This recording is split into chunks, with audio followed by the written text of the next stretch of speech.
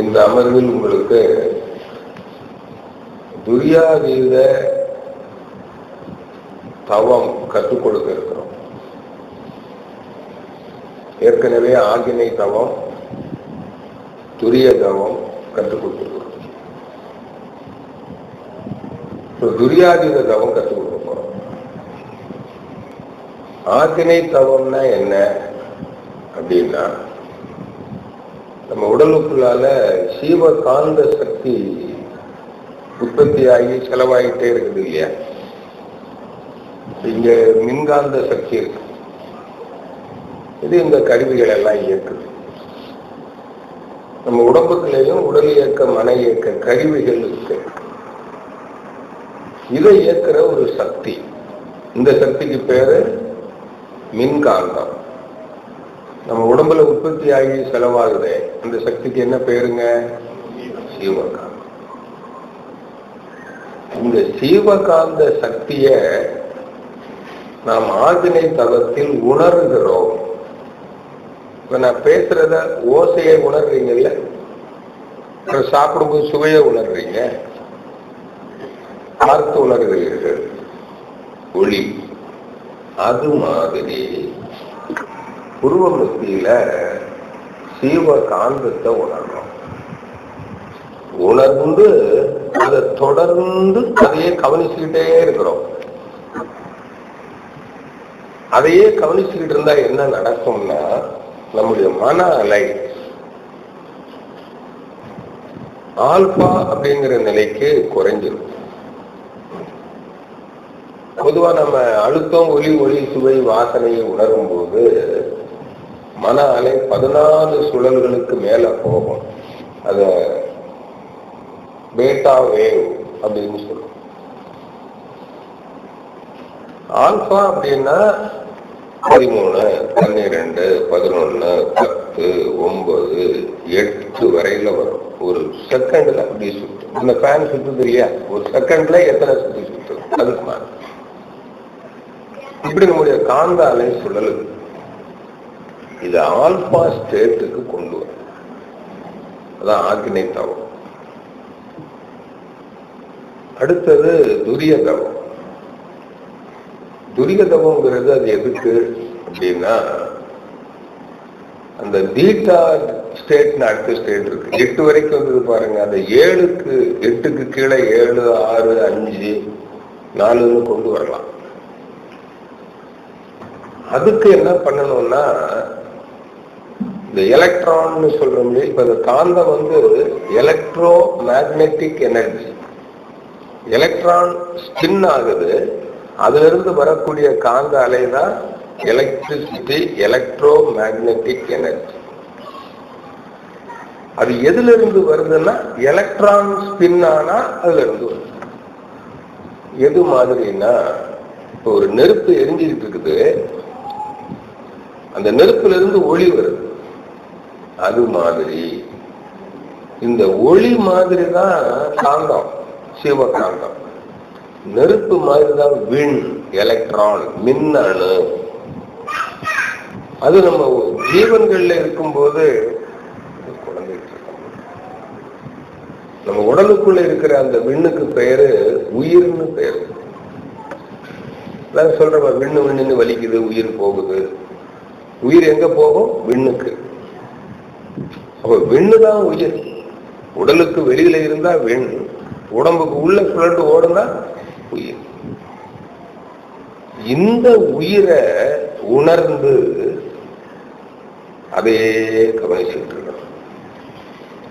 அப்போ மன அலை என்ன ஆகும் அப்படின்னா, அந்த பீட்டாங்கிற ஸ்டேட் சொல்றோம் பாருங்க, அது 7, 6, 5, 4ங்கிற அளவுக்கு வரும். இது பீட்டா அலைன்னு சொல்லுவாங்க. அடுத்தது இன்னும் 4க்கு கீழே இருக்குது, 1, 2, 3. அதுக்கு என்ன செய்யணும்னா, இந்த விண் அது எங்கிருந்து சுழலுது, எது விண்ணாக சுழலுகிறது? காந்தம் வந்தது. எது காந்தமாகிறது? ஒளியை கவனிக்கிறீங்க, எது ஒளியாகிறது? நெருப்பு தான் ஒளியாகுது. அதே போல அந்த விண் என்பது என்ன, அது எங்கிருந்து வருது, அது எப்படி சுழலுது அப்படின்னு பாத்தீங்கன்னா, டார்க்னஸ்ன்னு ஒண்ணு இருக்கு. இருள். நம்ம சாதாரணமா இருளை பார்க்கிறோம். இரவு நேரம் பார்க்கிறோம். இதுமாதிரி லைட் எல்லாம் அணைச்சிட்டீங்கன்னா இருள் தான் தெரியும். கைக்குள்ள கூட இருள் தெரியும். இந்த இருள்னு ஒண்ணு இருக்கு. ஆனா இங்க நம்ம பார்க்கிற இருள் எல்லாம் ஒளி கலந்த இருள், ஒளி இல்லாத இருள் இருக்கு. இப்ப நம்ம இரவு நேரம் லைட் எல்லாம் அடைச்சிட்டு ஒரு இருட்டு, ஒரு அறை எல்லாம், ஜன்னல் கதவு எல்லாம் அடைச்சிட்டு உள்ளுக்குள்ள இருக்கிற இருள் நம்ம கையை வச்சா நம்ம கை கண்ணுக்கு தெரியாது, ஒண்ணுமே தெரியாது. ஆனா ஒரு பூனைக்கு கண்ணு தெரியும், எலி எங்க இருக்குன்னு கண்டுபிடிச்சு. இருட்டு, அங்க ஒளி இருக்கு. மனித கண்ணுக்கு அந்த ஒளியை உணர்ற சக்தி அங்க ரொம்ப குறைந்த அளவுல ஒளி இருக்கு. அதுக்கான அந்த செல்கள், அந்த பூனைக்கு ஒரு கண்ணில் உள்ள செல்களுக்கு அப்படி ஒரு தன்மை நமக்கு இல்லை. அப்ப இங்க ஒளி இருக்கு. இப்ப நாம சொல்ற இருள் அது அல்ல, கொஞ்சம் கூட ஒளி இல்லாத ஒரு இருள் இருக்கு. அதுக்கு பேரு கும் இருட்டு. அத டார்க்னஸ், அதாவது கிருஷ்ணம் அப்படின்னு சான்ஸ்கிரிட்ல சொல்லுவாங்க. அதான் கருப்பு. கருப்புன்னு ஒண்ணு இருக்கு, கிருஷ்ணம். அதை இப்ப விஞ்ஞானம் பிளாக் ஹோல் அப்படின்னு சொல்லு, கிராவிட்டி அப்படின்னு சொல்லுது. அப்படி ஒண்ணு இருக்கு. அதை உணர்ந்து அதையே நினைச்சுக்கிட்டு இருந்தா மன அலை இன்னும் குறைஞ்சிரும். ஒரு நொடிக்கு 3, 2, 1 அப்படின்னு. இதுக்கு பேருதான் தவம். உணர்வு நிலையில இருக்கிற மனதை அமைதி நிலை, ஆழ்நிலை, ஊழ்நிலைன்னு சொல்லுவாங்க. ஆல்பா என்பது அமைதி நிலை, அது அமைதிக்கு திரும்புது. பீட்டா என்பது ஆழ்நிலை, டெல்டாங்கிறது ஊழ்நிலை. ஊழ்னா தெய்வம், ஊழ்வினை சொல்லுவாங்களே, ஊழையும் உப்பக்கம் காண்பர். அந்த ஊழ்நிலை அதுதான் தெய்வம் அப்படின்றது உண்மை. அந்த தெய்வ நிலைய மனித மனம் உணரணும், அதோடு இணையணும். அதை நினைச்சுக்கிட்டே இருந்து அதுவாகவே மாறிவிடும். மனம் எதை நினைக்கிறதோ அதுவாக மாறும். இப்போ மனம் பொதுவா அழுத்தம், ஒளி, சுவை, வாசனையை உணரும் போது ஒரு நொடிக்கு 14 சுழலுக்கு மேல போயிட்டு இருந்தது. இப்போ அந்த டார்க்னஸ் சொல்றோம் பாருங்க, அதுக்கு இன்னொரு பேரு சுத்த வெளி, வெட்ட வெளி, கும் இருட்டு, பிளாக் ஹோல். அதை நினைச்சுக்கிட்டு இருந்தா 1, 2, 3 வந்து. இது எப்படி அப்படின்னா, இப்போ ஒரு பலூன் ஒரு நூல்ல கட்டி இருக்கிறீங்க, ஹைட்ரஜன் பலூன். காற்று எந்த பக்கம் வீசுதோ அந்த பக்கம் பலூன் போகும். ஏன்னா அந்த நூல் அவ்வளவு பிளெக்சிபிள்.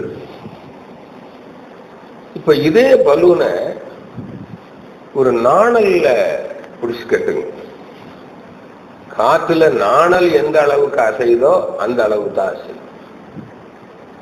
இதே ஒரு பாக்கு மரத்துல கட்டுறீங்க, காத்து வீசுது, பாக்கு மரம் எந்த அளவுக்கு அசைதோ அந்த அளவுக்கு தான் பலூன். இதே பலூனை ஒரு பனை மரத்துல கட்டினா அசைவு குறைஞ்சிருது. அப்போ பலூன் அசைஞ்சுக்கிட்டு இருந்தது, அது எது அசைவு குறைவா இருக்குதோ அதோட இணைச்ச உடனே குறையுது. இந்த மோட்டார் வாகனத்துல கியர் போடுறோம், 4th கியர்ல போயிட்டு இருக்கிறோம், அது 3rd, 2nd, 1st கியர் மாத்திர உடனே ஸ்பீடு குறையும். அந்த பல் கிளச் சக்கரம் எவ்வளவு கிளச் பண்ணுதோ அதுக்கு தகுந்தாப்புல. நல்லா புரிஞ்சுக்குங்க. நீங்க 2ஆம் நிலை அகத்தாய்வுக்கு வந்திருக்கிறீங்க. இதுவரைக்கும் என்ன புரிஞ்சிருக்கீங்களோ புரியலையோ எனக்கு தெரியாது. இதைதான் நீங்க புரிஞ்சிருக்கணும். வேற ஏதாவது புரிஞ்சு வச்சிருந்தா அதை தூக்கி வெளியில போடணும், தூக்கி வெளியில வீசுங்க. குப்பை, நான்சென்ஸ். இதுதான் இந்த மன அலைய குறைக்கணும். குறைச்சு அந்த இருநிலையோட மனதை ஒன்றி நின்றா என்ன ஆகும் அப்படின்னா, இந்த மனமே அதுவாக மாறிடும்.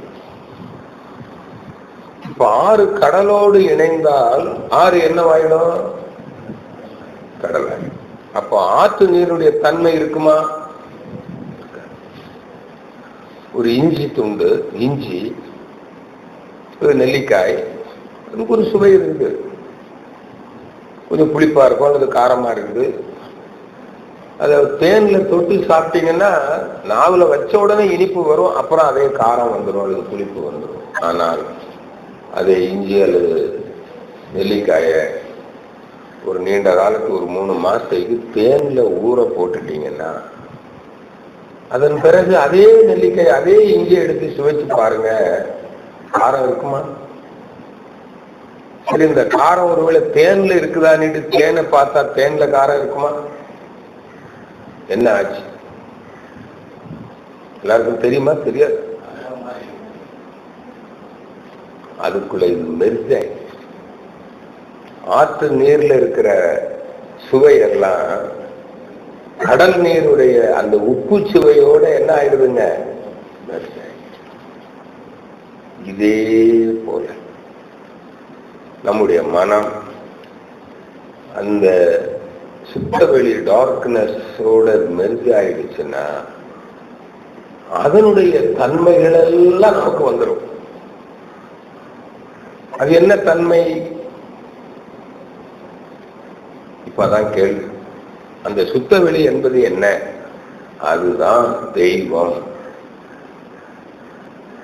அதுல இருந்துதான் அதுதான் எல்லாமாக ஆயிருக்குது. அதுதான் அனைத்தையும் ஆக்குகிறது, அனைத்துமாக ஆகிறது, அனைத்தையும் இயக்குகிறது, அனைத்தையும் முடித்து வைக்கிறது. அது அழிவதில்லை. இதுதான் தெய்வம். இந்த பிரபஞ்சத்தில் எல்லாமே தோன்றுகின்றன. அணு அணு முதல் அண்டம் வரையில அனைத்து மூலகங்களும் அனைத்து உயிரினங்களும் தோன்றுகின்றன, இயங்குகின்றன, ஒரு நாள் மறைந்து விடுகின்றன. இவை அனைத்தையும் தோற்றுவித்து இயக்கி மறைத்து வைக்கிற ஒரு சக்தி, அறிவுள்ள சக்தி இருக்கிறது. அதுதான் தெய்வம். அந்த தெய்வ நிலையோடு நம்முடைய மனதை இணைக்க வேண்டும். இதுதான் யோகா, இணைதல். ஏன் இணைக்கணும்னு சொன்ன? அந்த தெய்வ தன்மை வந்துடும். என்ன தெய்வத்தன்மை?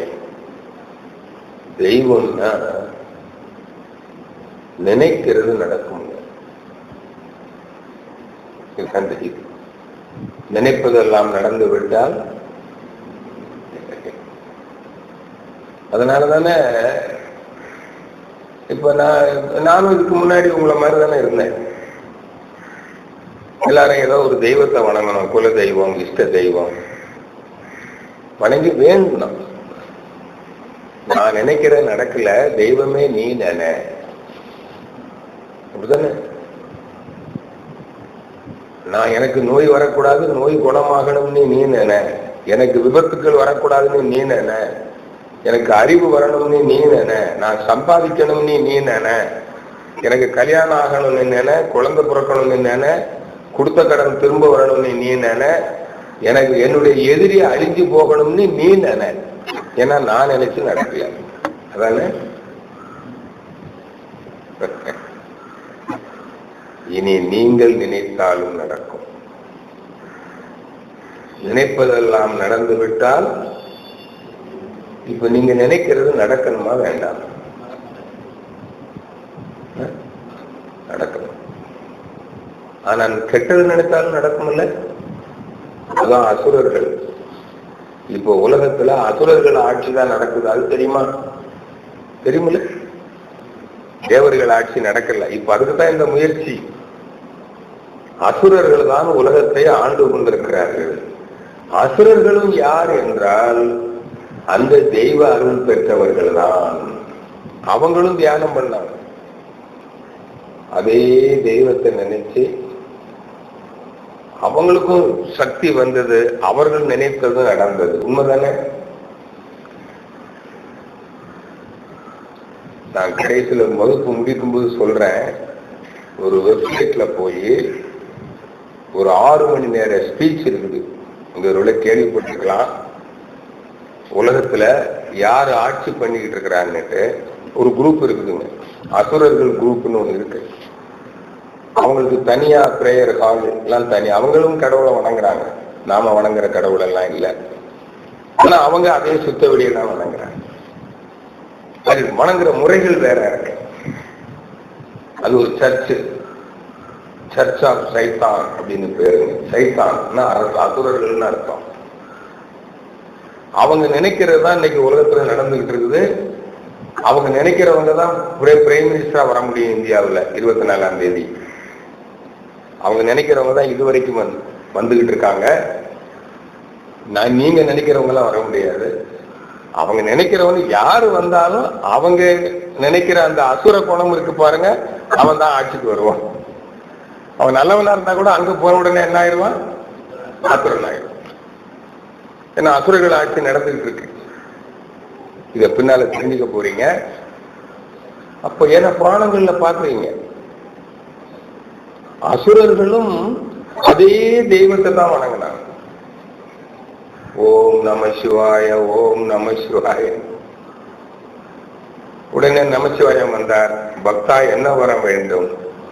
நான் யார் தலையில கை வைக்கிறேனோ அவன் அழிஞ்சு போகணும். உடனே கொடுத்தேன்னு கொடுத்துட்டாருல்ல. அப்ப என்ன அர்த்தம்? இவன் நினைக்கிறது நடந்துருச்சு. அவனும் தவம் தான் பண்ணான். இப்ப நாமளும் தவம் தான் பண்றோம் போறோம். ஆனா நாம நல்லதை நினைக்கணும். அதுக்கு தாங்க போய் எண்ணிய முடிதல் வேண்டும், நல்லவே எண்ணுதல் வேண்டும். பாரதியார் சொன்னார். அதுக்கு பேர் தாங்க மன வளம். புரியுதா? மன வள கலை. உங்க மனம் இதுவரைக்கும் நினைக்கிறதெல்லாம் நடந்திருக்குதா? எனக்கும் நடக்காம இருந்தது. இப்ப நான் நினைக்கிறதா நடக்குது. நான் அசுரன் அல்ல, நான் தேவன். தவம் செய்து இந்த சக்தியை நான் பெற்றிருக்கிறேன். இப்ப நான் நினைக்கிறதெல்லாம் நடக்குது. ஆனா இந்த எண்ணிக்கை போதாது, நிறைய பேர் வரணும். என்ன அசுரர்கள் ஆட்சி கையில வந்துருச்சு. அவங்க கொஞ்சம் பேர் தான், ஒரு 6000 பேர் தான் இருக்காங்க உலகம் முழுதும். பெரும்பாலும் அவங்க இப்ப இருக்கிறது அமெரிக்கா. அதனாலதான் அமெரிக்கா உலகத்தை ஆண்டுகிட்டு இருக்குன்னு சொல்லிட்டு இருக்கிறோம். புரியுதா? இதெல்லாம் பின்னாடி பார்க்கலாம். அவங்க கையில ஆட்சி வந்துருச்சு. அதனால இப்போ தேவர்களுடைய எண்ணிக்கை பெருகணும். தெய்வத்தை தர்ம வழியில் வாழ்பவர்கள். நமக்கு முதல்ல ஆற்றல் வேணுமே. அதுக்குத்தான் தவம். வேண்டியாங்கு எய்தலால் தவம். எண்ணியாங்கு எய்துவ எண்ணியர் திண்ணியராக பெயர். எண்ணியபடிய ஆகும் எண்ணத்தில் ஒழுங்கும் உறுதியும் அமைந்தது. வேதாத்திரியம். இதுக்கு தான் உங்களை தவம் கற்று பண்ண சொல்றோம். இப்ப புரிஞ்சிருச்சுங்களா? இது ஆகினை துரிய தவம் பண்ணதுனால ஏதோ சக்தி கொஞ்சம் கூடுமே தவிர முழு சக்தி வராது. முழு சக்தி வராது. முழுமையான சக்தி வேணும்னா இந்த தெய்வத்தை பார்க்கணும். நீங்க தவம் செஞ்சவங்க எல்லாம் சிவபெருமான் காட்சி கொடுத்தார், அவர்கள் பார்த்தார்கள். நீங்கள் தெய்வத்தை பார்க்க வேண்டும். நான் பார்த்திருக்கிறேன். இதுதான் தவம். இந்த தபத்துக்கு பேரு துரியாதீத தவம். அந்த தபத்தை செஞ்சிட்டீங்கன்னா மனம் ஒன்றியதே நின்றுதுன்னா தெய்வம் சர்வ வல்லமை பொருந்தியது அல்லவா? அது நினைக்கிறது தானே நடக்குது. அது விண் தோன்ற வேண்டும், காற்று தோன்ற வேண்டும், கனல் நீர் நிலம் எல்லாம் வரணும், சூரியன் மற்ற கோள்கள் எல்லாம் வர வேண்டும், தாவரம் முதல் மனிதன் வரை இத்தனை உயிரினங்கள் தோன்ற வேண்டும் என்று நினைத்தது தோன்றிவிட்டது. மழை பெய்ய வேண்டும் என்று நினைத்தால் மழை பெய்யும். அதனாலதானே மழை வரலன்னா யார்கிட்ட உப்பாடி வைக்கிறீங்க? புரியுதா? அப்போ யார் நினைச்சா நடக்குங்க? தெய்வம் நினைச்சா நடக்கும். வருண பகவான் தனியா யாருமே இல்லை. மழையை கொடுக்கும் போது அந்த பகவானுக்கு பேரு வருண பகவான். நெருப்பை கொடுத்தா அக்னி பகவான், காற்றை கொடுத்தா வாயு பகவான், மண்ணை கொடுத்தா பூமாதேவி. இவ்வளவு பேருதான் வேற. வீட்டுல அம்மா பாட்டி ஆபீசர்னு சொல்றீங்கல்ல, அது மாதிரி ஒண்ணுதான். அக்னி பகவான் பொக்னி பகவான் நினைச்சுக்கிட்டு இருந்தீங்கன்னா மனவள கலையெல்லாம் வராது. நல்லா புரிஞ்சுங்க. இப்ப எதுக்கு தவம் பண்றோம்? துரியாதீத தவம்னா என்ன? இப்படி பண்ணுனா இறைநிலையோடு எண்ணத்தை கலக்க விட்டு ஏற்படுவோர் அமைதியிலே விழிப்பாய் நிற்க நிறைநிலையே தானாக உணர்வதாகும். அது என்ன தெரியுமா? ஒரு நிறைவு, மனசுக்கு ஒரு நிறைவு, அமைதி. இப்ப மனம் என்பது புலன்களிலே இயங்கிக் கொண்டிருக்கிற அறிவு. இதுக்கு இது என்ன பண்ணுதுன்னா, தொட்டு சுவைத்து முகர்ந்து பார்த்து கேட்டு பொருள் உறவு பால் உறவுல இன்பங்களை அனுபவிக்குது. யாருக்காவது போதுங்கிற மன நிறைவு வந்திருக்குதா? வருமா? வரவே வர. எத்தனை வருஷம் வாழ்ந்தாலும் இன்னும் இந்த புலன் இன்பங்களை அனுபவிக்க வேண்டும் என்ற ஆசைதான் இருக்கும். ஆகையினால் மனதுக்கு என்ன வராதுங்க? நிறைவு வராது. அப்ப அமைதி வருமா? குடம் நிறைஞ்சிருந்தா அமைதியா இருக்கும் இல்லையா? வயிறு நிறைஞ்சா குழந்தை அமைதியா இருக்கும். உங்களுக்கு மனதுக்கு நிறைவு வரணுமே. அது எப்படி வரும்னா அங்க ஒண்ணு வரும். என்ன நிறைவுன்னா, அந்த இறைநிலையை உணர்ந்த உடனே உங்களுக்கு பேரின்பம் என்ற ஒன்று வரும். அந்த பேரின்பம் கிடைச்ச உடனே இந்த சிற்றின்பம் இருக்கு பாருங்க, அதுல ஆசை வராது. ஆசை வராதுன்னா அனுபவிக்காம இருப்பாங்களா? அனுபவிச்சுட்டே இருப்பாங்க.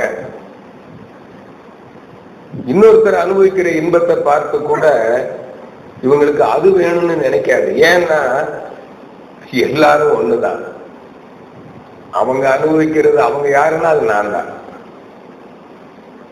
இப்ப என்கிட்ட ஒரு சின்ன கார் தான் வச்சிருக்கிறேன். ரொம்ப காஸ்ட்லியான கார், ரொம்ப சுகமா போறாங்க. 50 லட்ச ரூபா 1 லட்ச ரூபா கார்லாம் இருக்குது இல்ல, 3 கோடி கோடிக்கணக்கெல்லாம் வந்துச்சு கார் இருக்கும். 2 கோடி 3 கோடி எல்லாம் கார். எனக்கு அந்த கார் மேல ஆசை வருமானா வராது. ஏன்னா அந்த கார்ல போறது யாருன்னா நான் தான். ரொம்ப காஸ்ட்லியா ஸ்டார் ஹோட்டல்ல போய் சாப்பிடுறாரு. எனக்கு அந்த டேஸ்ட் எனக்கு நான் ஆசையா இருக்கு சாப்பிடுறதுக்கு வராது. ஏன்னா அங்க சாப்பிட்டுக்கிட்டு இருக்கிறது யாரு? நான் தான். உடலை பார்க்க கூடாது, உள்ளுக்குள்ளதான் ரசிக்கிறது யாரு? ஆன்மா.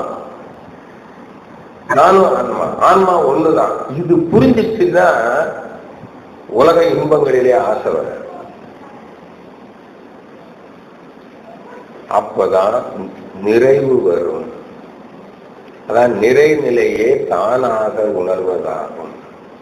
நித்தம் நித்தம் உயிர் உடலில் இயங்கும் மட்டும் உறைந்து உறைந்து இந்நிலையில் பழகிக் கொள்ள உலக இன்பங்களிலே அளவு கிட்டும். அப்பதான் உலக இன்பங்கள்ல என்ன கிடைச்சிருக்கிறதோ, எனக்கு இந்த உடல் மூலமாக அனுபவிப்பதற்கு எனக்கு என்ன கிடைத்திருக்கிறதோ அதை அனுபவிப்போம். இதுக்கு பேர் தான் நிகழ்கால இன்பத்தில் வாழ்தல். லிவ் தி பிரசன்ட். ஆசை இருக்கு. உலக இன்பங்களிலே அளவு கிட்டும். கரை நீங்கி அறிவு மெய்ப்பொருளாய் காணும். கரைன்னா ஒரு 3 கரைகள் இருக்கு மனித மனதுல.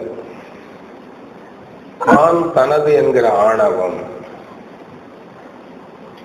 தான் தனதுங்கிற ஆணவம். அடுத்தது கன்மம் சொல்லுவோம், தீய வினை பதிவுகள் அப்படின்னு சொல்லுவோம். இன்னொன்னு மாயை. மாயைன்னா உண்மை எதுன்னு தெரியல, உண்மை எதுன்னு எல்லாம் பொய், பொய்யான நிலை இல்லாத இந்த புலன் இன்பத்திலே அறிவு மயங்கி கிடக்கிறது. இதுதான் மாயை. இந்த 3 களங்கங்கள் மனித மனதுக்கு. ஏன்னா அந்த மாயையில இருக்கிற வரையில இதுக்கு அமைதி வராது. இந்த இன்பங்கள் ஆசை இருந்துட்டேதான், நிறைவு வராது.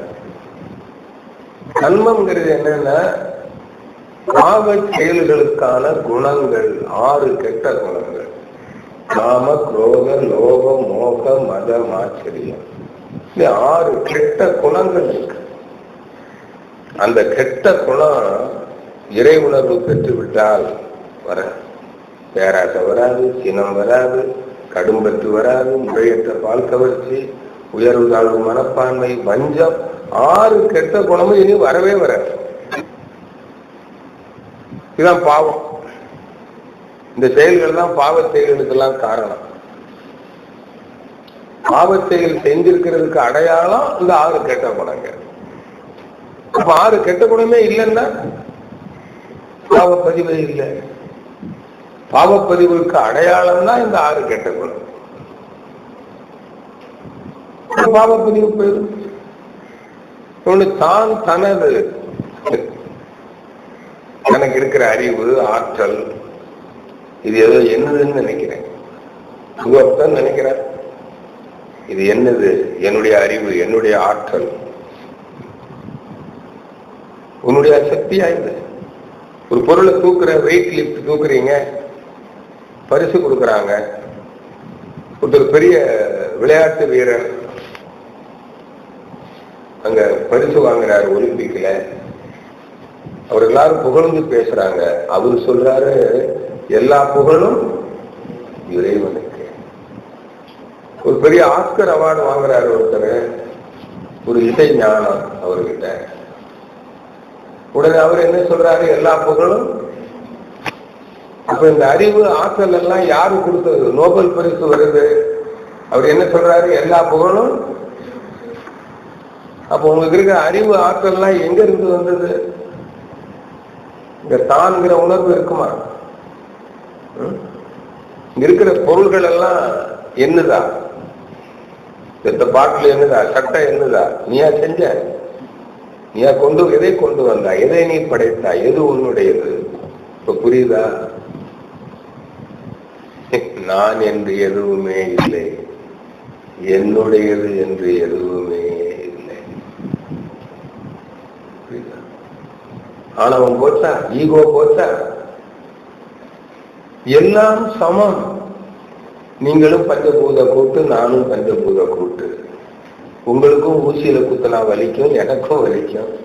நீங்களும் தொட்டு சுவைத்து முகர்ந்து பார்த்து கேட்டு ரசிக்கிறீங்க, நானும் ரசிக்கிறேன். 2 பேரும் ஒரு நாளைக்கு சாவ போறோம். உங்ககிட்ட ஒரு அறிவு, என்கிட்ட ஒரு அறிவு. நான் ஆடிட்டு, நீங்க இன்ஜினியர் வச்சுக்குவோங்க. எனக்கு கணக்கு பார்க்க தெரியும், கணக்கு எழுத தெரியும், உங்களுக்கு கட்டடம் கட்ட தெரியும். உங்க அறிவு எனக்கு பயன்படும், என் அறிவு உங்களுக்கு பயன்படும். இதுல என்ன பெருமை இருக்கு? நான் யார் தெரியுமா? நீ யாரப்பா? மனிதன் நான் தான் பெரியவன், நான் யார், நான் அப்படி இப்படி என்ன பாருங்க, எல்லாம் சமம். 2 விரல் இருந்தாதான் இந்த விரல் இந்த விரலை பார்த்து சொல்லுது நான் உன்னை விட ஒஸ்திங்க. இது அதை பார்த்து சொல்லுது நான் உன்னை விட தாழ்த்தி. இருக்கிறதே ஒன்னா இருந்தா சுத்தி முத்தி பார்க்கும் எல்லாம் ஒன்னாதான் இருக்கு. 2 அல்ல 1. எல்லாரும் இந்த சம உணர்வு வந்துருச்சுன்னா ஈகோ வருமா, தன்முனைப்பு வருமா, ஆணவம் வருமா? இப்ப இந்த ஆணவம், கண்மம், மாயை என்கிற 3 களங்கங்கள் மனித மனதுல ஒரு நோயாக இருக்கிறது. மனம் கெட்டு போச்சு. மன வளக்கலை இந்த கேடு நீக்கிட்டீங்கன்னா மனம் வளாயிடும். மனம் புலன் உணர்வினில் மயங்கிட மாயையாம் மனம் உயிர் வெளியினில் மருவி தோய்ந்திட மனம் விரிந்து அறிவனும் மாபதம் எய்திடும் மனம் அறிவாகிய மனிதனும் தெய்வமே. இப்ப எதுக்கு இந்த பயிற்சிக்கு வந்திருக்கிறீங்க? மனம் அறிவாக வேண்டும். அதான் அறிவு திருக்கோயிலுக்கு வந்திருக்கிறீங்க. அதானே? மனம் என்பது குறை அறிவு, அறிவு என்பதுதான் முழுமையானது. அதான் அறிவு முழுமை பேரு. மனிதன் அறிவுல முழுமை நிலையை அடையணும். அதான் 6வது அறிவின் நோக்கம். 6வது அறிவின் நோக்கம் என்னன்னா, தெய்வம் எது என்று தெரிந்து அந்த தெய்வத்தை நினைந்து தெய்வத்தோடு மனதை இணைத்துக் கொள்வதுதான் 6வது அறிவினுடைய சிறப்பு. யார் ஒருவர் இந்த தெய்வ நிலையை பற்றி சிந்தித்து எது தெய்வம்னு தெரிஞ்சுக்கணும். எதெல்லாம் தெய்வம் தானுங்க, ஏதோ ஒரு தெய்வத்தை நம்புவோம், அது தப்பு. தெய்வம் ஒண்ணுதான். அந்த ஒரு தெய்வம் எதுன்னு நீங்க புரிஞ்சுக்கணும். புரியாம சரி நீங்க அல்லாவை வணங்குங்கள், நீங்க பிதாவை வணங்குங்கள், நீங்க மகாவிஷ்ணுவை வணங்குங்க, நீங்க ராமனை வணங்குங்க, கிருஷ்ணனை வணங்குங்க, நீங்க அல்லாவை மாரியம்மனை வணங்குங்க, நாங்க இங்க குலதெய்வத்தை வணங்குறோம். நோ, அது இறை வணக்கமே அல்ல. தெய்வம் ஒண்ணுதானே. அந்த ஒரு தெய்வம் சுத்த வெளிதான்னு நீங்க விளங்கிக்கிட்டு அந்த சுத்த வெளியோடு மனதை இணைச்சாதான் நீங்க தெய்வ நிலையை அடைய முடியும். அப்பதான் இந்த தான் தனதுங்கிற உணர்வு போகும். அப்ப தான் தனதுங்கிற உணர்வு போயிடுச்சுன்னா 6 கெட்ட குணங்கள் வருமா? இந்த புலடின்ப மயக்கம் இருக்குமா? அப்ப தவறான செயல்கள் நடக்குமா?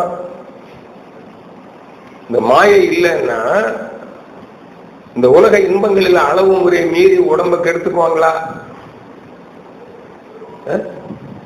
இந்த உடலை பற்றிய மதிப்பு தெரியுமா? ஒரு மோட்டார் வாகனம் வாங்குறீங்க, அதை பராமரிக்கணும், இயக்கணும்னா அதுக்கு ஒரு புக்கு கொடுக்குறாங்கல்ல, ஆபரேஷன் மெயின்டெனன்ஸ் மேனுவல். அந்த மோட்டார் வாகனத்தை கட்டுனவங்க தானே தயார் பண்றாங்க. அவங்களுக்கு தானே தெரியும் அந்த வாகனத்தை எப்படி ஆபரேட் பண்ணணும், எப்படி பராமரிக்கணும், ரிப்பேர் இல்லாம இல்லையா, பழுது வராம பார்த்துக்கணும் இல்லையா. இந்த உடலுங்கிற வாகனத்தை கட்டினது யாரு? இறைவன் தானே. அப்ப இது எப்படி இயக்கணும் பராமரிக்கணுங்கிற அறிவு நமக்கு தெரிய வேண்டாமா? புக்கா கொடுப்பான் இறைவன்? கொடுத்தானா? இந்த உடம்பு டெலிவரி கொடுத்த நம்ம அம்மா கொடுத்தாங்களா? அப்போ இந்த அறிவு வேணும்னா நீங்க இறைவனோட இணையணும். இணைஞ்சிட்டீங்கன்னா இந்த உடல் நலத்தோடு வாழும் அறிவு வந்து விடும். உடலை பராமரித்து பாதுகாக்கிற அறிவு அப்பத்தான் வரும். அதுக்குத்தான் இறைவனோட மனதை இணைக்கணும். புரியுதுங்களா? அடுத்தது தொழில் அறிவு இருக்கு. அதுவும் கூட இந்த தொழில் அறிவு யாரு கொடுக்கிறா? இறைவன் தான். விஞ்ஞான அறிவெல்லாம் யாரு கொடுத்தது? இறைவன் தான். தாமஸ் ஆல்வா எடிசன் இத்தனை மின்சார உபகரணங்களை செய்தார். எல்லா விஞ்ஞானிகளும் எத்தனையோ கண்டுபிடிச்சிருக்கிறாங்க. இந்த அறிவெல்லாம் யாரு கொடுத்தது? இறைவன் தானே. அப்ப தொழில் அறிவு யாரு கொடுப்பா உங்களுக்கு? அப்புறம் என்ன? அது நீங்க அந்த இறைவனோட இணைஞ்சா போதும், இணைஞ்சு சிந்திச்சா போதும். எப்படி தொழில் செய்யலாம், எப்படி போய் எந்த பொருளை ஈட்டணும், உற்பத்தி செய்யணும், அது எப்படி வியாபாரம் பண்ணணும், எப்படி பொருள் சம்பாதிக்கணும், தானா தெரியும். அது சொல்லி. அதே போல அடுத்தது என்ன வேணும் உங்களுக்கு? நட்பு வேணும். எல்லாத்தையும் அன்பா இருக்கணும்ல. ஏன்னா நீங்க பொருள் ஈட்டுறதுக்கும் உலக இன்பங்களை அனுபவிக்கிறதுக்கும் சக மனிதர்கள் வேண்டாமா? தனியா வாழ முடியுமா நீங்க? அப்ப எல்லோருடைய நட்பு வேணும் அல்லவா? எல்லோருடைய நட்பையும் பெறணும்னா உங்களுக்கு என்ன வேணும்? அன்பு தானே வேணும். அந்த அன்பை எப்படி பெறப்போகிறீர்கள்? அறிந்தது சிவம், மலர்வது அன்பு. God is love. நான் சொல்றேங்க, எத்தனை சாமி கும்பிட்டாலும் சரி, எத்தனை யோகிகள், பெரிய சாமியார்கள், பெரிய மந்திர சக்தி வச்சிருக்கவங்க எல்லாம் இருக்கிறவங்க இருப்பாங்க, ஆனந்தா, பாபா, அம்மா அப்படின்னு எல்லாம். இறைவனை உண்மையிலே உணரலன்னா அவங்களுக்கு இயல்பான அன்பு வரவே வராது.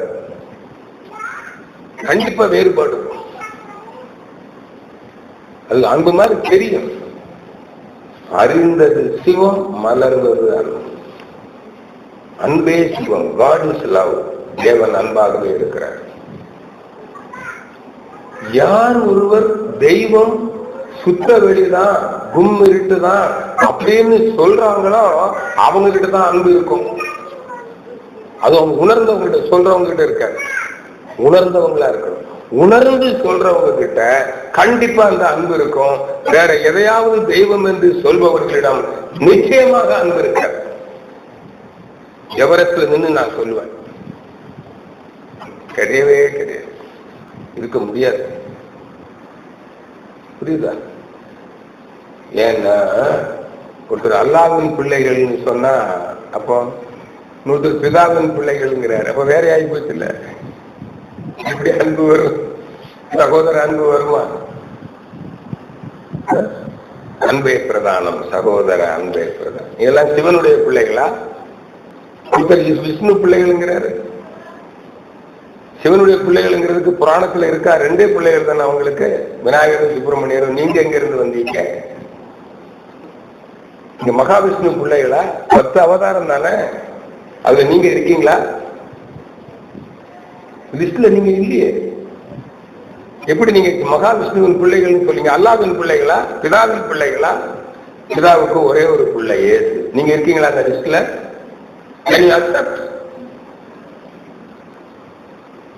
அல்லாஹ்வின் பிள்ளைகள். அல்லாஹ்வுக்கு உருவமே இல்லை, பிள்ளையே இல்லை. அப்புறம் எப்படி நாமெல்லாம் சகோதர சகோதரிகளே? Really are we brothers and sisters? Can you accept? But when you understand, you all came from space, சுத்தவெளி. அந்த தெய்வத்திலிருந்து வந்தவர்கள்னு புரிஞ்சுக்கிட்டீங்கன்னா நம்ம எல்லாம் சகோதரர்கள். தந்தையும் நீயே, தாயும் நீயே, அம்மையே அப்பா ஒப்பிலாமணியே. சொல்றங்க, சுத்த வெளிதான் தெய்வம்ங்கிறத நீங்க விளங்கி கொண்டு உணராத வரை உண்மையான அன்பு வரவே முடியாது. மீண்டும் சொல்லுகிறேன், அதுக்கு தான் இந்த தவம், அதுக்கு தான் வேதாத்திரியம். அதனால நீங்க இன்னும் தெய்வத்தை எதையோ தெய்வம்னு நினைச்சு வணங்கிக்கிட்டே இருந்தீங்கன்னா நீங்கள் தெய்வ நிலையை அடைய முடியவே முடியாது. அதெல்லாம் மகிழ்ச்சி சொன்னாங்க, அஞ்சுவதேன் துணிந்துரைப்போம், அறிவேதான் தெய்வம். அதனாலதான் அறிவு திருக்கோயில்னு கேட்டு வச்சாங்க. தி ஃபர்ஸ்ட் அறிவு திருக்கோயில் இந்த ஹியூமன் ரேஸ், மனித குல சரித்திரத்தில் இந்த பூமியில் முதல் கட்டப்பட்ட அறிவு திருக்கோயில் ஆழியார் அறிவு திருக்கோயில். இங்க உட்கார்ந்து பேசிட்டு இருக்கிறோம். இது சாதாரண இடம் அல்ல. எல்லாம் புரிஞ்சுங்க. அப்போ அந்த அறிவுல நாம உயரணும். அப்பதான் அறிவு கரைந்து போம் தன்முனைப்பு காணும் தெய்வம். அதன் பிறகுதான் நீங்கள் தெய்வத்தை காண முடியும். எல்லாமே தெய்வம் என்று கண்டுவிடுவீர்கள். எதை பார்த்தாலும் தெய்வம். இப்பதான் பகவத்கீதை சொல்றது புரியும். விண்ணும் நானே, காற்றும் நானே, நெருப்பும் நானே, நீரும் நானே, மண்ணும் நானே, அண்ட சராசரங்கள் அனைத்தும் நானே, சர்வ ஜீவராசிகளும் நானே, அர்ஜுனா நீயும் நானே, சர்வமும் நானே, என்னை தவிர வேற எதுவுமே இல்லை. இப்பதான் புரியுது. அப்போ எல்லாம் இறைவன் தான். தூணிலும் இருப்பான். இப்ப சொல்லுங்க, விண் பகவான், காற்று பகவான், நெருப்பு பகவான், நீர் பகவான், மண்ணு பகவான், எல்லாமே பகவான். நீங்களும் பகவான், நானும் பகவான். புரியலையா? இப்ப பாருங்க, இதுக்கு தாங்க இந்த தவம். இந்த தவம் செஞ்சீங்கன்னா உங்களுக்கு அன்பு வந்து விடும். அன்பு வந்தா கருணை வந்துடும். இல்ல, அறிவு வந்துடும். உடல் நலம் காக்கும் அறிவு, பொருள் வளம் பெருக்கும் அறிவு, நட்பு நலத்தோடு வாழ்கிற அறிவு, உலக இன்பங்களை அளவோடு அனுபவிக்கிற அறிவு, தான் தனதுங்கிற ஈகோ எல்லாம் போயிடும். விடுமா இல்லையா? இப்ப நீங்க எப்படி வாழ்வீங்க? நல்ல அன்பும் அறிவும் வந்துடும். எப்படி வாழ்வீங்க? நல்லா டெய்லி உறங்குவீங்க. கொஞ்ச நேரம், 6 மணி நேரம் நல்லா உறங்குவீங்க. ஃப்ரெஷ்ஷா இருக்கும். அப்புறம் உடம்ப ரெடி பண்ணுவீங்க. உள்ளால வெளியில எல்லாம் சுத்தம் பண்ணி அதுக்கு உணவு எல்லாம் கொடுத்து விட எல்லாம் போட்டுக்கிட்டு கொஞ்சம் அறிவுல உழைப்பீங்க. உழைச்சி பொருள் ஈட்டுவீங்க. இந்த பொருளை உபயோகித்து பல இன்பங்கள் எல்லாம் அனுபவிப்பீங்க. பிறருக்கும் உதவுவீங்க. அப்புறம் திரும்ப இரவு 10 மணி ஆயிடும். திரும்ப உறங்குவீங்க. இவ்வளவுதானே? திரும்ப மறுநாள் எழுந்திருப்பீங்க. இதே வேலைதான் திரும்ப செய்யணும். உங்களுக்கு உடல்ல நோய் இருக்காது, பொருள் பிரச்சனை இருக்காது, உறவு பிரச்சனை இருக்காது. நல்லா என்ஜாய் பண்ணுவீங்க. ஆனா அறிவுல குறைபாடு உள்ள மக்கள் எப்பவுமே இருப்பாங்க. குழந்தைகள் இருப்பாங்க, இறை உணர்வு பெறாதவங்க இருப்பாங்க இல்லைங்களா? அவங்களுக்கு என்ன பண்ணுவீங்க? அறிவுல உயர்றதுக்கு நீங்க கொண்டு செஞ்சுக்கிட்டே இருப்பீங்க. இதுதான் வாழ்க்கை. அப்புறம் ஒரு நாள் இந்த உடல் தளர்ந்துரும். பொருள் ஈட்டவோ உலக இன்பங்களை அனுபவிக்கிறதுக்கோ இந்த உடல் பயன்படாது. பிறருக்கு உதவும் பயன்படாது. அன்னைக்கு இந்த உள்ள இருக்கிற உயிர் இருக்கு பாருங்க, ஆன்மா, அது இது யூஸ்லெஸ்ன்னு விட்டுட்டு போயிடும். அவ்வளவுதான். இருக்கிறவங்க தூக்கி கொண்டு போய் எரிச்சிருவாங்க அல்லது மண்ணுக்குள்ள போட்டு மூடிடுவாங்க. சரீரம் அழிந்து போகும், ஆன்மா அழிவதில்லை. இதான் உண்மை. இதுக்கு மேல வாழ்க்கையில ஒண்ணும் இல்லை. எல்லாம் புரிஞ்சுக்கிட்டீங்களா? இப்ப தவம் செய்யணும். இப்ப அந்த இறைநிலையை உணர்றதுக்கான தவத்துக்கு என்ன பேருங்க? துரியாதீத தவம். இதுதாங்க நம்முடைய மனவளக்கலையில உயர்ந்த தவம். இப்ப நான் உங்களுக்கு திரும்ப கேட்கிறேன். இப்போ ஒரு கேள்வி கேட்பேன், நீங்க எனக்கு பதில் சொல்லணும். 2ஆம் நிலை அகத்தாய்வுக்கு வந்திருக்கிறீங்க. நம் பிறப்பின் நோக்கம் என்ன? சொல்லுங்க. இறைநிலையை ஏன் அடைய வேண்டும்? இப்ப நான் சொன்னல, இப்ப இது ஒண்ணு இல்ல, அதாவது அறிவில் முழுமை பெற வேண்டும். இறைநிலையை அடைகிறதுனா என்ன அர்த்தம்? இறைநிலையை உணர வேண்டும். நீங்க அடைகிறது சொல்லிட்டீங்க, இறைநிலையை உணரணும். உணர்ந்து அந்த அறிவில் முழுமை பெற்று உலக இன்பங்களை அனுபவித்து அப்புறம் என்ன ஆகணுங்க? மீண்டும் பிறக்க வேண்டியதில்லை. அப்ப என்ன ஆயிடுவீங்க? இறைவனா ஆயிடுவீங்க. அதான் இறைநிலை அடைதல். அப்போ இறைநிலைய முதல்ல விளங்கி கொள்ளணும், இறைநிலையை உணரணும். வேண்டாம், நாம பண்ணிக்கலாம். அம்மா எல்லாம் இருக்காங்க, பண்ணி. இப்போ முதல்ல தெய்வ நிலையை நாம விளங்கி கொள்ளணும். ரெண்டாவது உணரணும், அப்புறம் அதுவாக ஆகணும். அதான் அடைதல். நல்லா புரிஞ்சுக்கங்க. இனிமேல் யாராவது கேட்டா அடைதல் மட்டும் இல்ல, இறைநிலை விளக்கம், இறைநிலை உணர்வு, இறைநிலை அடைதல். Information, confirmation, transformation. அதுக்குதான் இங்க என்ன பாடம் கொடுக்கிறோம்? எது தெய்வம்னு சொல்றோம். ஆனா எது தெய்வம்னு சொல்றத நீங்க முதல்ல புரிஞ்சுக்கணுமே. அதுக்கு மன அலை நுட்பமா இருக்கணும். அந்த டெல்டா வரையில போகணும். மன அலைய குறைச்சு பழகினாதான் இதுதான் தெய்வம்னு சொல்றது விளங்கும். இல்லைன்னா நீங்க ஒப்புக்கொள்ளவே மாட்டீங்க. நீங்க தவம் செய்யாம நான் விடிய விடிய கத்துனாலும், சுத்தவெளி தெய்வம்னு சொன்னாலும், நீங்க இதுவரைக்கும் எதை தெய்வம்னு நினைச்சுக்கிட்டு இருந்தீங்களோ அதான் வணங்கிட்டு இருப்பீங்க. இன்னைக்கு பங்குனி உத்தரம் அங்க போகணும்பீங்க. நீங்க அல்லா தெய்வம் பீங்க, பிதா தெய்வம் பீங்க, மாரியம்மன் தெய்வம் பீங்க, முருகன் தெய்வம் பீங்க. இது உங்ககிட்ட இருந்து போகவே போகாது. அப்ப அதுக்கு என்ன செய்யணுங்க? தவம் செய்து சிந்திக்கணும். அதே தவம் தான் உணர்றதுக்கும் அதுதான். அப்ப இறைநிலையை விளங்கிக் கொள்வதற்கும் துரியாதீத தவம், இறைநிலையை உணர்வதற்கும் துரியாதீத தவம். உணர்ந்துட்டீங்கன்னா போதும், அப்புறம் தன்மை அப்படியே மாறிடும். நான் சொன்னேன்ல, தேன்ல ஊற போட்டா இஞ்சிய அது உள்ள போட்டுட்டா போதும், அது தானா மாறும். மனிதன் தெய்வ நிலைக்கு உயர்ந்து விட்டா மனம் தானா தெய்வம் ஆயிடும். இப்ப புரிஞ்சுட்டீங்களா? அப்ப இந்த தவத்தை நம்ம செய்யணும். மன அலைய குறைக்கணும் முதல்ல. அதுக்கு தான் என்ன செய்யணுங்க? இப்ப ஏற்கனவே ஆக்னி தவம் கொடுத்துருக்கோம், துரிய தவம் கொடுத்துருக்கிறோம். துரியாதீத தவம் அந்த இருளை நினைக்கணும். அதுக்கு மனசை என்ன பண்ணணும்னா, துரியம் வரைக்கும் செய்யறீங்க இல்லைங்களா, அதுக்கப்புறம் மோத சங்கம்னு ஒரு எல்லை சொல்லுவேன். இங்க இருந்து ஒரு இங்க ஆக்சுவலா எதை கவனிக்கிறீங்கன்னா, விண், எலக்ட்ரான், மின் அணுக்கள் நம்ம உடம்புக்குள்ள இருக்கு. அதான் துரியத்துல கவனிக்கிறீங்க. ஆனா அது காட்சியா தெரியாது, ஒரு உரசல தான் தெரியும். ஆக்னியில அதிர்வா தெரியும், உச்சந்திரையில ஒரு உரசலா தெரியும். இங்க அதுக்கப்புறம் என்ன செய்யணும்? உச்சிக்கு மேல ஒரு முளை உயரத்திற்கு இங்க காற்று இருக்கு இல்லைங்களா, இது விண்ணுதான். அந்த விண்ணை கொஞ்சம் பாவனை பண்ணணும்.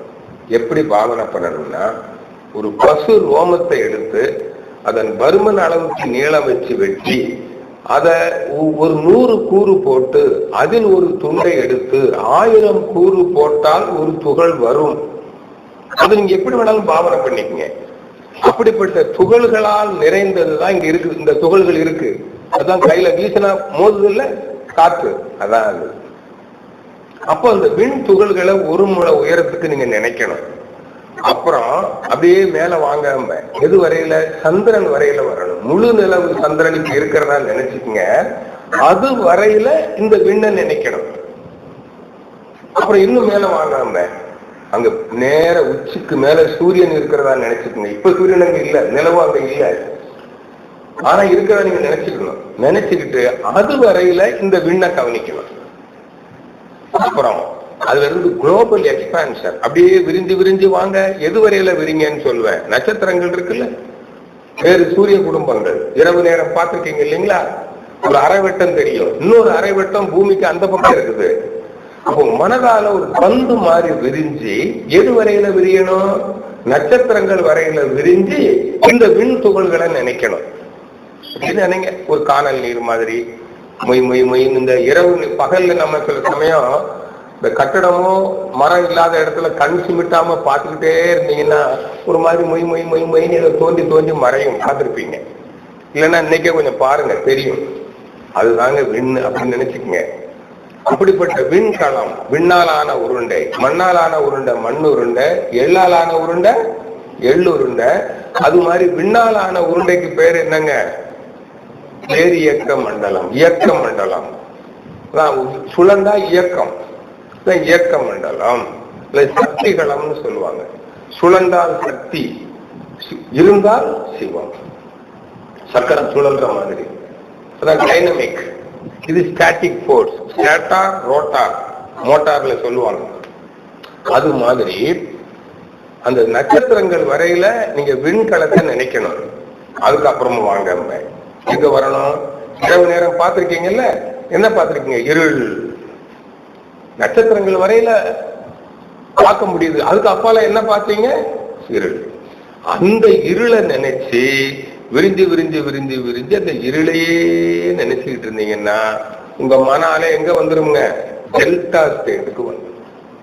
அதன் பிறகு தெய்வம் எதுங்கிற விளக்கம் கொடுத்தா புரியும்.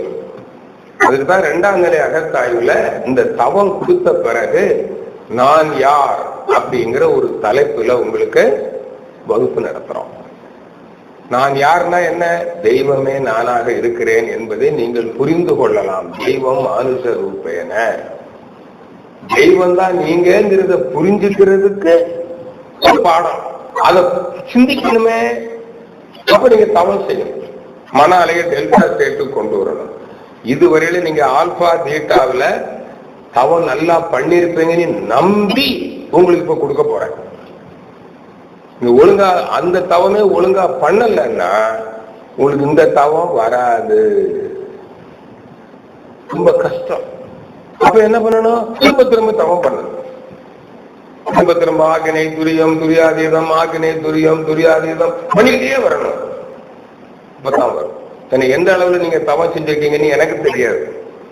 சொன்னோம்ல, காலை மாலை 2 வேளையும் தவம் செய்யணும், ஓய்வா இருக்கும் போதெல்லாம் தவம் செய்யணும், சாப்பிடும் பொழுதெல்லாம் தவம் செய்யணும். இப்படிலாம் செஞ்சீங்களா? செஞ்சிருந்தா நிச்சயமா இப்ப நான் கொடுக்குற தவத்துல துரியாயுதம் வந்துடும் உங்களுக்கு. 1 2 3 கண்டிப்பா வந்துடும். நீங்க சரியா பண்ணலன்னா வராது. அதுக்கு நான் பொறுப்பு இல்லை, நீங்க தான் பொறுப்பு. இப்ப தவம் நடத்த போறோம். ஓகே, இப்போ உங்களுக்கு இங்க ஆசிரியர்கள் கொஞ்சம் ஹெல்ப் பண்ணுவாங்க, கொஞ்சம் ஆக்னியில தொட்டு கொடுப்பாங்க. ஏன்னா இருந்தாலும் வர சொல்லுங்க, கொஞ்சம் டச்சு கொடுக்கறது தான். அப்புறம் அம்மாலாம் இருக்காங்க, அம்மா இருக்காங்க, அவங்க அங்க ஆசிரியர் இருக்காங்க, 2 பேரும் கூட போதும். லேடிஸ் நீங்களும் வந்துருங்க. ஜென்ஸுக்கு கொடுத்துக்கலாம், யாரா இருந்தா வர சொல்லுங்க. ஓகே, அப்படி கொடுப்பாரா? அப்புறம் என்ன, போதும். அது ஆக்னியில டச் கொடுக்கணும், துரியத்திலையும் டச் கொடுக்கணும். கவனிங்க ஆசிரியர்கள், ஆக்னியில தொட்டு சுழட்டி கொடுத்தா போதும், துரியத்துல கைய வச்சு எடுத்துட்டு சுழட்டி கொடுத்தா போதும். அப்புறம் துவாதா சங்கம்னு சொல்லும் போது தலையில கை வச்சு வாழ்க வளமுடன்னு தூக்கி விடணும். அவங்க தூக்கி விடும்போதுதான் நீங்க மேல வரணும். தலையில கை வச்சு எடுப்பாங்க, எடுக்கும்போது மனம் மேல வரணும். அது வரைக்கும் துரியத்துல தவம் பண்ணணும். அப்புறம் அதுக்கப்புறம் சந்திரன் சூரியனுக்கெல்லாம் நான் கூட்டிட்டு போயிடுவேன். அப்படி நான் சொல்லிக்கிட்டே இருப்பேன், என் கூடயே உங்க மனசு வரணும். வந்ததுன்னா அங்க போயிடலாம். Okay, right. இதுதான் துரியாதி தவம். அதன் பிறகு உங்களுக்கு அருள் செல்வர்னு ஒரு பட்டம் கொடுக்க போறோம். ஏன்னா இதுதான் மிக உயர்ந்த தவம். இதோட உங்களுக்கு தீட்சை முடியுதுங்க, இது ஃபைனல். இதுதான் மிக உயர்ந்த தவம். Okay, right. எல்லாம் கொஞ்சம் எழுந்து உட்கார்ந்துக்கலாமா? கொஞ்சம் எழுந்துறீங்க கொஞ்சம், ஏன்னா கொஞ்சம் ஃப்ரெஷ்ஷா இருக்கும். கொஞ்சம் அப்படி காலெல்லாம் தூக்கி இப்படி பண்ண தெரியுமா? இந்த காலை தூக்கி பண்றது. ஒரு கை ஒரு 3 முறை 4 5 முறை கை மேல தூக்கி காலை இறக்குங்க. அப்படி நல்லா மூச்சு இழுக்கணும், மூச்சை இழுக்கணும். நல்லா மூச்சை இழுத்து விடுங்க. அப்புறம் உட்காந்துக்கலாம். ரைட். இப்ப தவம் செய்யலாமா? உட்காந்துக்குங்க எல்லாரும். வாழ்க வளமுடன்.